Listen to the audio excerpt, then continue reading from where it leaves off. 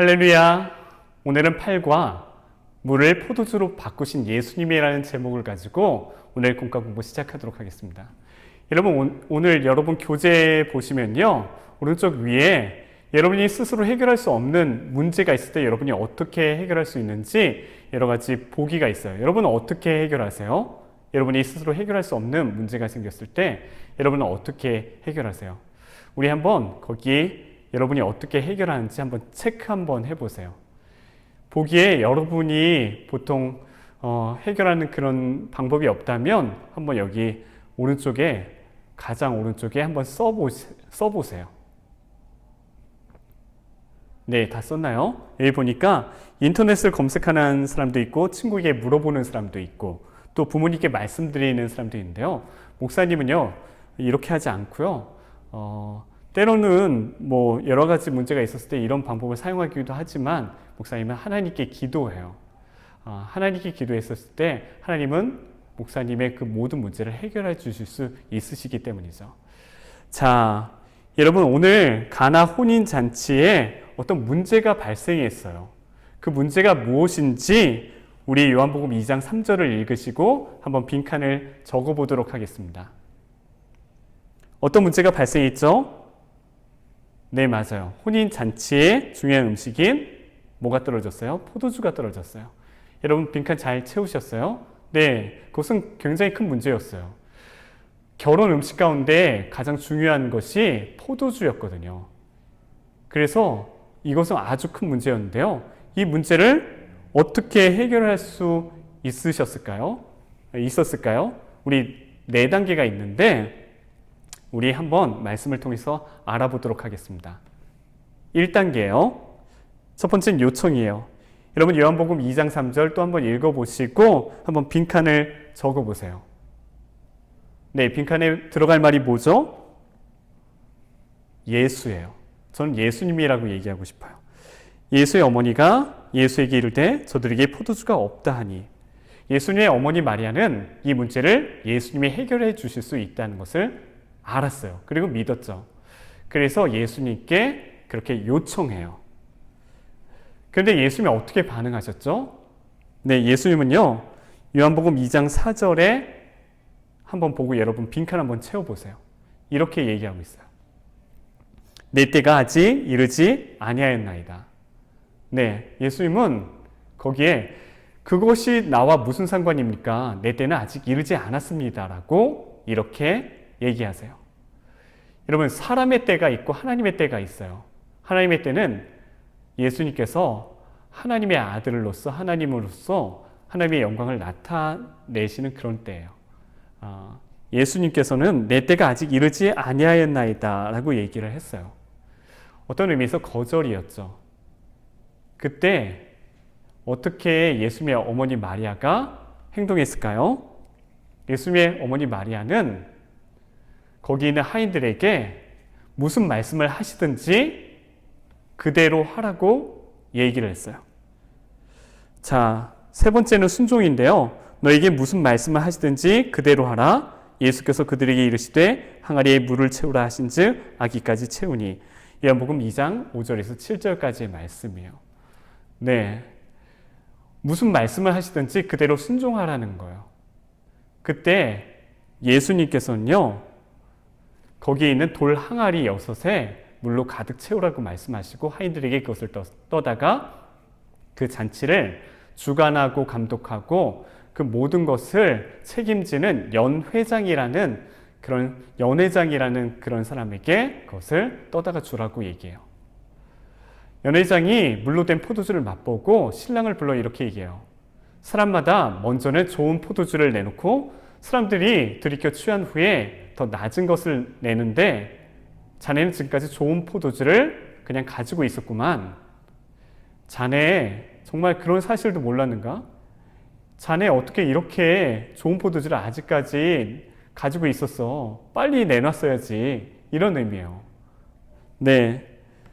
그리고 예수님이 이런 능력을 보여주셨어요. 예수님이 이런 능력을 하나님으로서, 하나님의 아들로서 나타내 주셨어요. 요한복음 2장 11절 보시고요. 예수님의 능력 4단계 한번 빈칸 적어 보세요.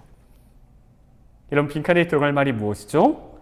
예수께서 이적 표적을 갈릴리 가나에서 행하여 그의 영광을 나타내심에 제자들이 그를 믿으니라 라는 거예요. 여러분, 표적은 무슨 뜻인 줄 아세요? 표적은 영어로 사인이라는 뜻인데요. 사인은 어떤 방향을 지시하는 거예요. 이 표적이라는 의미는 이런 놀라운 일을 통해서 예수님이 하나님의 아들이심을 가리키는 표적이라는 거예요. 나타내는 사인이라는 거예요. 이런 놀라운 일이 예수님이 하나님의 아들이시고 하나님이심을 나타내는 표적이고 사인이라는 거예요. 예수님이 이것을 통해 자신이 하나님의 아들이심을, 하나님이심을 나타내시고요. 하나님의 영광을 나타내셨어요. 여러분, 물을 포도주로 바꾸신 예수님은 그렇다면 어떤 분이실까요? 그분은 어떤 분이실까요? 자, 우리 교재 보시면 8과 여기 뒤에 스티커가 있어요. 목사님이 이렇게 스티커 미리 붙였는데요. 포도, 그리고 포도주 항아리 이렇게 있는 스티커를 한번 붙여주시고요. 여러분 한번 빈칸을 적어보세요. 예수님은 어떤 분이셨을까요? 네, 맞아요. 예수님은 하나님이셨어요. 하나님이시라고 한번 적어보세요. 가나의 혼인잔치에 이렇게 문제가 있었을 때 이렇게 4단계를 거쳐서 이렇게 해결이 됐잖아요. 예수님이 해결해 주셨어요. 예수님은 우리 삶의 모든 문제를 해결해 주실 수 있어요. 이 가나에서뿐만 아니라 오늘 우리 삶의 문제도 예수님은 해결해 주실 수 있어요. 그렇다면 예수님의 능력을 경험하는 삶을 어떻게 살 수 있는지 우리 한번 우리 삶에 적용해 보도록 하겠습니다. 자, 첫 번째 1번은요.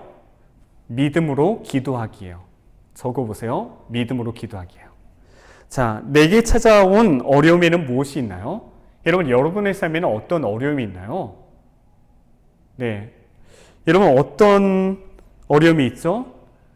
때로는 질병이 있고, 때로는 관계의 어려움도 있을 때가 있어요. 여러분 삶에 여러 가지 문제가 있을 때가 있어요.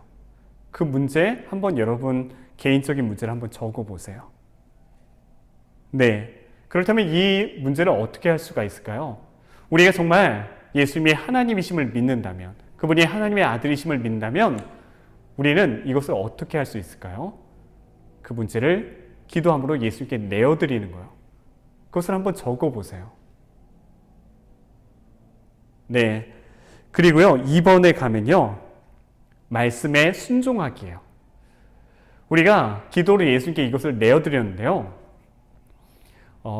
그 하인들이 예수님의 말씀에 순종한 것처럼 우리도 예수님의 말씀에 완전히 순종하셔야 돼요. 예수님이 우리에게 바라시는 것, 하나님이 우리에게 순종하기를 원하시는 것이 있어요. 그것이 무엇일까요? 한번 내가 예수님께 맡겨드린 그 어려운 상황에서 예수님은 내가 어떻게 하기를 원하실까요? 그걸 한번 적어보세요. 예수님이 어떻게 하기를 원하실까요? 그걸 한번 이렇게 구체적으로 적어보세요. 그리고 순종하기로 다짐하는 나의 결심을 써보세요. 네, 예수님이 그것을 원하신다면 나는 어떻게 하겠어요. 만약에 친구와 싸웠다면 친구와 화해하기를 예수님이 원하신다고 써보시고, 그렇다면 화해하려면 어떻게 해야 될까요? 내가 먼저 찾아가서 그에게 손을 내밀고 말을 걸고, 그리고 그에게 좋은 행동을 해주고, 그에게 뭐 음료수도 대접할 수 있고, 그와 그가 원하는 것을 해줌으로써 화해할 수가 있겠죠.